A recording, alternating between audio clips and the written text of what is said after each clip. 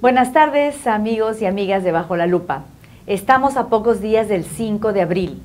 Se cumple un aniversario más. Hace 19 años, el 5 de abril, el presidente Fujimori salió a anunciar por las cámaras de televisión que disolvía el Congreso, cerrando así la legalidad de su gobierno.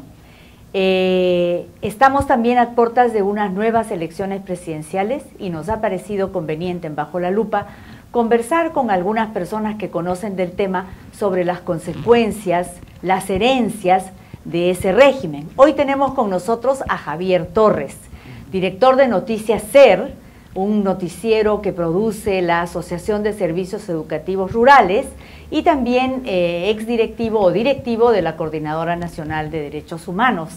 Bienvenido a nuestro programa, Javier. Gracias, Marfil. Gracias por estar con nosotros. Y el tema de la entrevista es precisamente ese.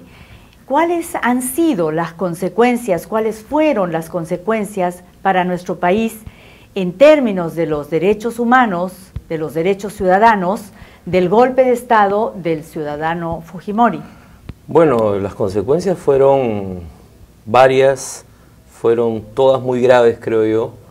Primero porque se interrumpió un proceso que se había iniciado en el año 80, primero con el presidente de la UNDI y luego García. Segundo porque, como has recordado, no solamente se cerró el Congreso, sino que se intervino el Poder Judicial, con lo cual la justicia se puso al servicio de la mafia que nos gobernó durante toda esa década. Además, se interrumpió lo que era el proceso de regionalización con los gobiernos regionales. Entonces, en términos institucionales, el golpe, porque fue un golpe de Estado, fue muy grave. En términos de derechos, evidentemente esto le dio carta libre a Fujimori y a Montesinos para continuar con lo que ya era una política que venían desarrollando de violaciones a los derechos humanos vinculada al tema del conflicto armado interno, pero lo que es todavía más grave es lo que ocurrió con el cambio constitucional. Es decir, si bien las violaciones de derechos humanos fueron muy graves, pero también fueron una característica de los gobiernos de Belaúnde y de García, ¿no? Yo creo que el cambio constitucional y todo lo que fue la modificación del modelo económico y la restricción de una serie de derechos fueron lo que ahora genera un conjunto de conflictos sociales que no tienen visos de solución, ¿no? Hablemos un poquitito rápidamente sobre esto de la Constitución.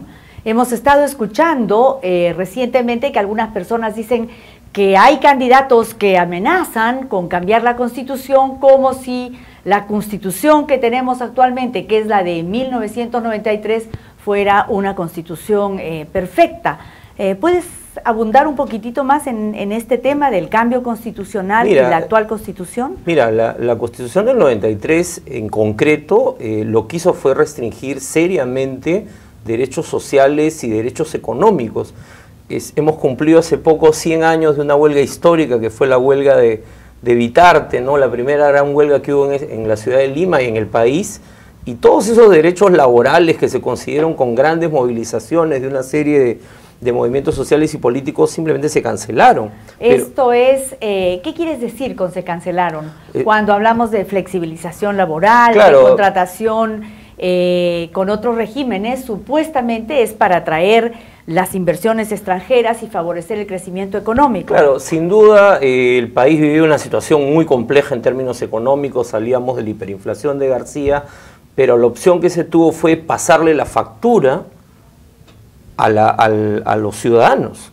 Los ciudadanos son los que pagaron la factura y los que pagamos la factura de ese golpe, y los ciudadanos en todo el país siguen pagando esa factura, porque no solamente hubo este tema de los despidos, de la flexibilización de la economía, etcétera, etcétera, sino también tuvimos todo este cambio de reglas de juego de la economía, donde, por ejemplo, las comunidades campesinas y nativas pierden parte de lo que habían sido los derechos de protección que habían tenido. Finalmente, además, el modelo, y esto es, como digo yo, una de las cosas, de las piedras angulares de ese modelo, lo que plantea es que, por ejemplo, el campesino, el indígena, no tiene lugar en la economía peruana actual, en el modelo.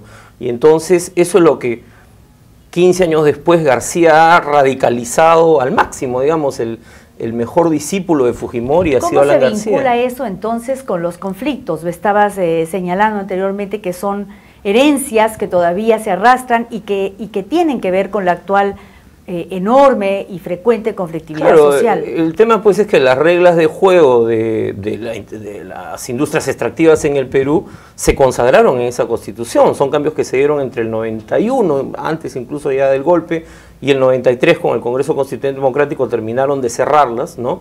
Y donde, como te digo, todas las prerrogativas y todos los beneficios van al gran capital transnacional y los ciudadanos se benefician supuestamente a través del canon.